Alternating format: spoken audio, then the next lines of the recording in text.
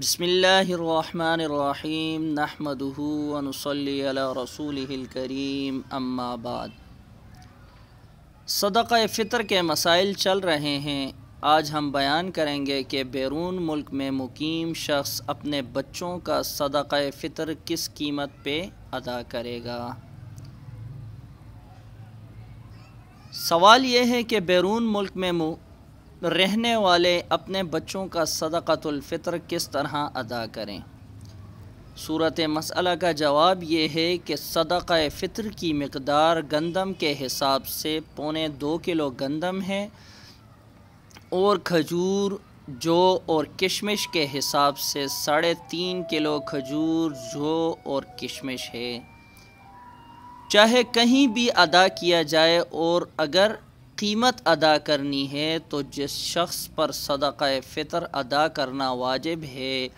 اس کی جگہ کا اعتبار ہوگا، یعنی عید الفطر کی صبح صادق کے وقت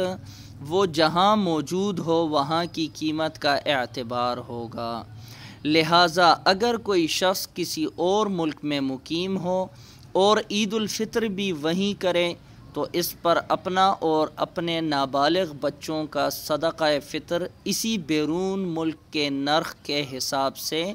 دینا لازم ہوگا، چاہے اس کے بچے اس کے ساتھ بیرون ملک میں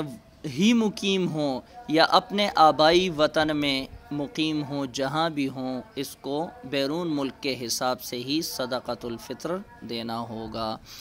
اور اس کے بالغ بچوں پر بھی وہی قیمت لازم ہے جس ملک میں وہ مقیم ہوں۔ اگر وہ آبائی ملک میں ہیں تو ان پر ان کا اپنا صدقہ فطر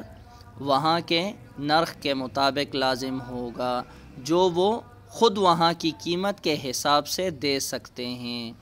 اور اگر بیرون ملک مقیم ان کے والد ان کی طرف سے ادا کرنا چاہتے ہیں تو ایسی قیمت لگانا بہتر ہے جس میں فقراء کا زیادہ فائدہ ہو۔